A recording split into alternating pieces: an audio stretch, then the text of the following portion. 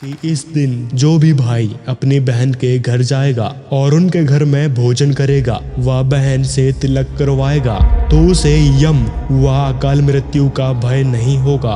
भाई दूज की यह कथा अब त्योहार का रूप ले चुकी है। गंगा स्नान तथा तीर्थों पर लगने वाली पर्वी में स्नान करना पवित्र गीता जी में वर्णित न होने के कारण मनमानी पूजा हुआ। सतगुरु सर ने आके धर्मराज डर कैसा इन भूत प्रेतों की जब बातें छोड़ दो। दोस्तों नमस्कार। जैसे कि सभी को पता है, भारत एक ऐसा देश है, यहाँ पूरे साल कोई ना कोई मेला या त्योहार आता ही रहता है। भारत के लोग इन त्योहारों और मेलों को बहुत उत्साह से मनाते हैं। उन्हीं में से एक है भाई दूज का पर्व। भाई दूज का त्योहार रक्षाबंधन की तरह ही मनाया जाता है, बस फर्क इतना है कि इसमें भाई की कलाई पर राखी नहीं बांधी जाती, बल्कि माथे पर तिलक लगाया जाता है। भाई दूज का त्योहार गोवर्धन पूजा के अगले दिन मनाया जाता है। दोस्तों आइए जानते हैं इस गंदे व दुखदायी लोक में त्योहार व किसी भी प्रकार की खुशी क्यों नहीं मनाना चाहिए।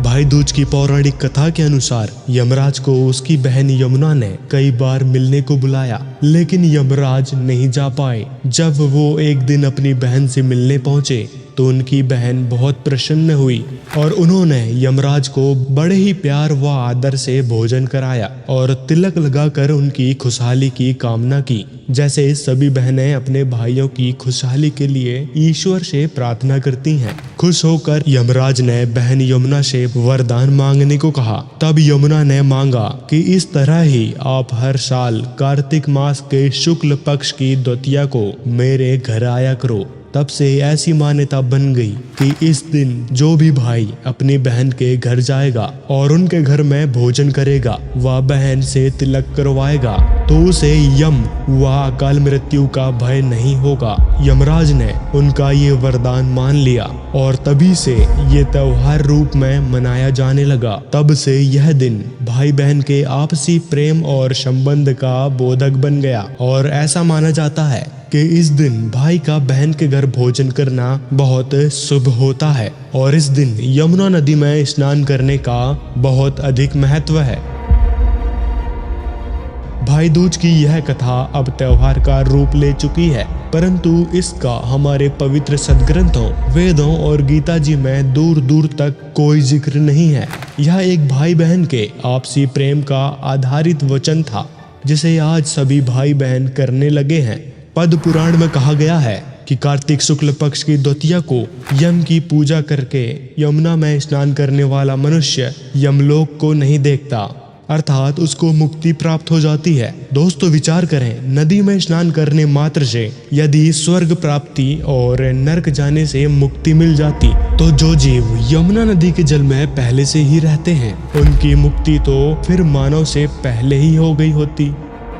गंगा स्नान तथा तीर्थों पर लगने वाली पर्वी में स्नान करना पवित्र गीता जी में वर्णित न होने के कारण शास्त्र विधि त्याग कर मनमाना आचरण यानी मनमानी पूजा हुआ, जिसे पवित्र गीता जी अध्याय नंबर 16 के श्लोक 23 व 24 में व्यर्थ कहा है। यह भाई दूज का पर्व मनाने की प्रथा हमारे पवित्र सदग्रंथों में वर्णित नहीं है। हम सभी अपने परिवार सदस्यों, रिश्तेदार, दोस्तों, पड़ोसियों और स्वयं की खुशहाली की कामना परमेश्वर से करते हैं। कोई बहन या भाई वह कार्य नहीं कर सकता जो ईश्वर किसी व्यक्ति विशेष के लिए कर सकता है।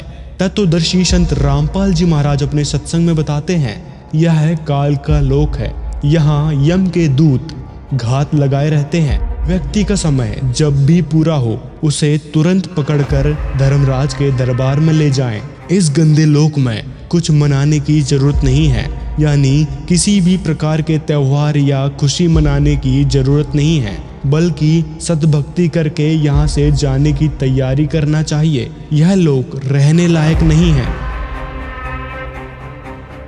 दोस्तों वास्तव में कबीर परमेश्वर की सतभक्ति संत रामपाल जी महाराज जी से ग्रहण करने के बाद यमराज और यमदूत निकट नहीं आ सकते।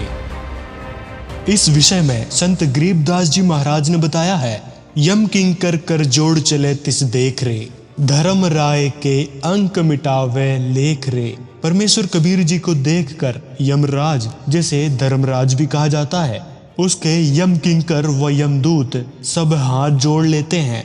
कबीर साहिब जी के भक्त के पास यमदूत नहीं आ सकते, क्योंकि उनके पास वास्तविक मंत्र होते हैं जिससे भूत प्रेत किसी का तंत्र मंत्र काम नहीं करता।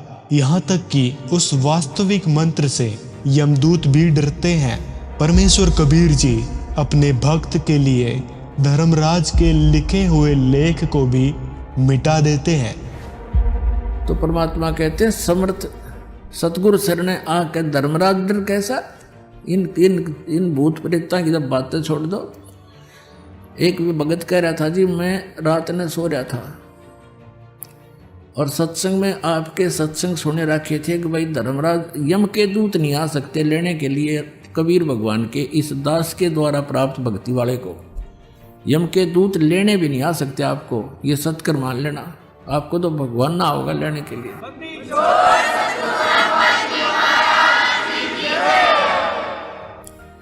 और जो परमात्मा की वचनों पर विश्वास करते हैं उन्हीं की सुनवाई होती है। वो कह रहा था जी, मैं रात में सो रहा था, डेली सोते ही हैं रात्रि में, तो एक दो जने आए, भयंकर सी आकृति उनकी, और वो कहने लगे खड़ा हो तुम। मेरे को शरीर से बाहर निकाल लिया, मैंने अपना शरीर भी पड़ा दिखा और मैं बाहर जाता दिखूं। मैं उनके साथ साथ हो लिया। मैंने रास्ते में जाकर पूछा कि भाई कहाँ किसने बुलाया है मेरे को, कि धर्मराज ने बुलाया तेरे को। वो कह रहा था जी, फिर मेरे ध्यान में आई ये तो यम के दूत दिखे हैं मेरे को। मैंने उनसे पूछा भाई तुम कौन हो, कि हम भाई दूत हैं धर्मराज के और तुझे बुलाने आए हैं, तेरा ऊपर हिसाब किताब होगा। तो मेरे फिर वह बात याद आ गई कि यम के दूत और हमें कैसे ले जा सकते हैं। वो कह रहा था थोड़ी दूर रह रहा था उनका, गेट पे पहुंच लिए थे लगभग हम। फिर मैं उनसे छुटवा गए उन गल गोट्टम गोट्टा, भाई तुम हमें नहीं ले जा सकते, मैं कबीर साहब का बच्चा हूँ, कबीर साहब का शिष्य हूँ। उनका नाम ले रखा मैंने।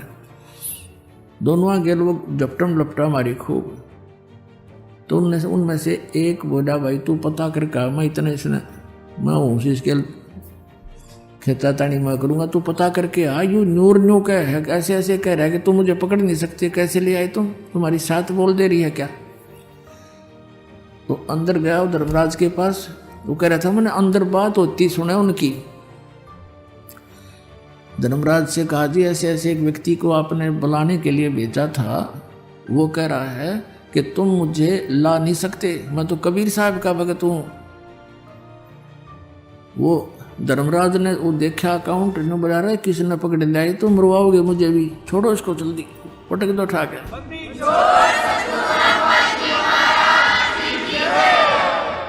तो कह रहा था जी मैं वो वहीं से पटक दिया मेरे को ऊपर। तो मैं नू आऊँ जैसे ऊंचे स्थान से छलांग लगाते हैं जब कलेजा में गुदगुदी सी होती है, नो गुदगुदी सी होती है और मेरे एकदम, और आते ही मैं शरीर का माँ पड़ गया, फंस गया नो।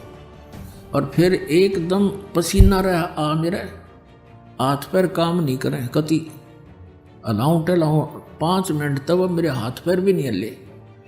फिर मैं उठा, फिर याद आई रत तेरा सचमुच जब ये यह स्थिति मेरे शरीर की ना पावा हो तो मैं इसने सपना ही मान लेता। पर जब समझ में आई मेरी तो टिकट कट गई थी, नहीं तो परमात्मा कबीर जी ने एक्सटेंशन दे रखी है।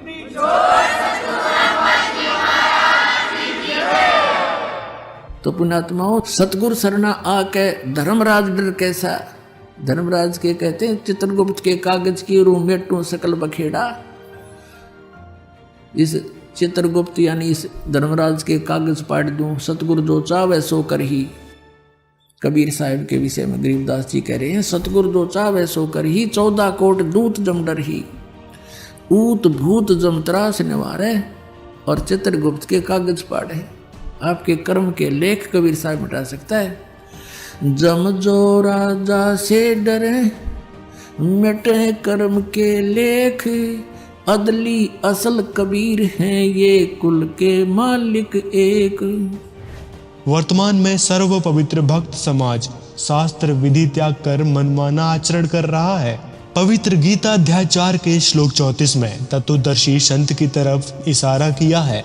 उस पूर्ण परमात्मा की शास्त्र विधि अनुसार साधना करने से ही साधक परम शांति तथा सतलोक को प्राप्त होता है, अर्थात पूर्ण मोक्ष को प्राप्त करता है। कबीर परमात्मा से लाभ लेने के वास्तविक भक्ति मंत्र संत रामपाल जी महाराज जी देते हैं। जल्द से जल्द सदगुरु जी से नाम दीक्षा लेकर अपना तथा अपने परिवार का कल्याण करवाएं, व सभी दुखों से छुटकारा पाएं।